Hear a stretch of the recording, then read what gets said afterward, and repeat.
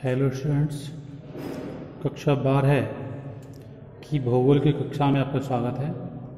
आज हम lecture number 21 में चौथे अध्याय को लेंगे, जो है मानव विकास। देखिए, मानव विकास जो अध्याय है वो हमारी दैनिक क्रियाओं से भी जुड़ा हुआ है, अतः इसको ध्यान से सुनें और समझें। देखिए, परिवर्तन प्रकृति का नियम है। अगर हम इसको इस दूसरे शब्दों में कहते हैं कि परिवर्तन प्रकृति का शाश्वत नियम है, तो इसमें कोई झूठ नहीं है। पृथ्वी की आंतरिक और बाह्य शक्तियों द्वारा धरातल पर अनेकों परिवर्तन हुए।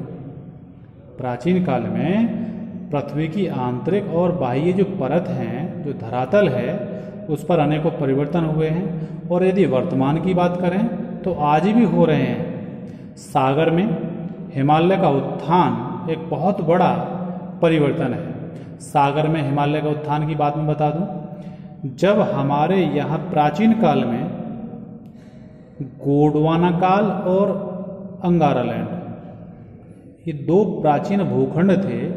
इन प्राचीन भूखंडों के बीच में पहले कभी एक सागर लहराता था जिसका नाम था टैथिज सागर।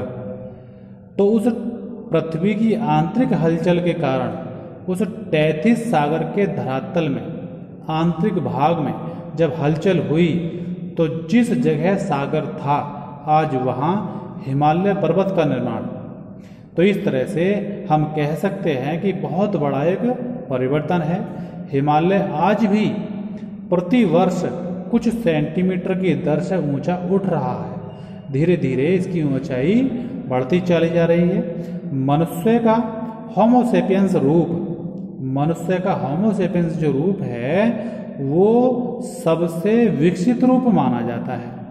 तो ये होमोसेपियंस रूप ही विकास का एक परिणाम है। पौधों में भी वृद्धि होती है।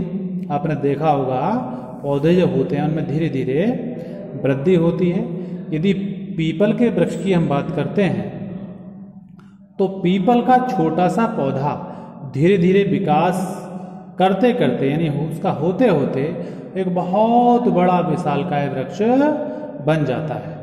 अगर हम मानव की बात करते हैं बच्चों, तो मानव शिशु धीरे धीरे बढ़कर पूर्ण पुरुष या स्त्री बन जाता है। तो इस तरह से मानव समाज की अर्थव्यवस्था का भी विभिन्न रूपों में वृद्धि और विकास हुआ है।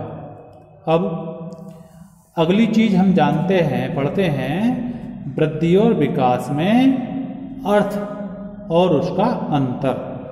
देखिए, बहुत बढ़िया चीज है, साइकोलॉजिकल चीजें हैं, बहुत अच्छी तरह से पढ़ेंगे समझेंगे तो आपके बहुत काम में आने वाली हैं।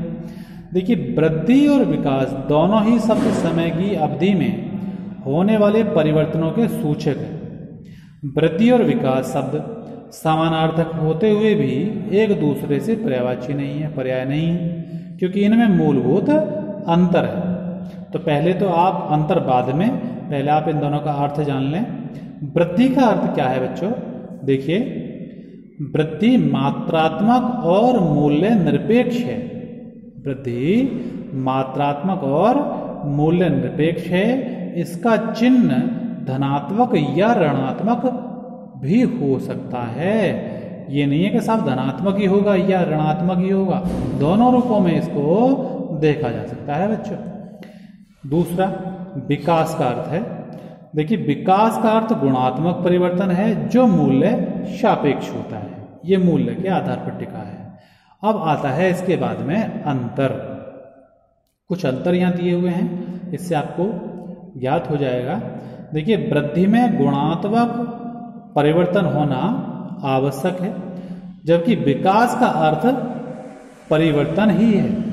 ठीक? अच्छा, वृद्धि में वृद्धि नकारात्मक भी हो सकती है, जबकि विकास सदैव सकारात्मक ही होगा। ये जो है प्रत्यक्ष ही होता है। अच्छा, वृद्धि में कुछ जुड़ना आवश्यक नहीं है, जबकि विकास में कुछ आवश्यक दशाओं को आसानी से जोड़ा जा सकता है। ठीक है? अच्छा, अगला, सकारात्मक वृद्धि से सदैव विकास नहीं होता। यदि हम विकास की बात करते हैं तो वृद्धि के सकारात्मक होने पर ही विकास होता है।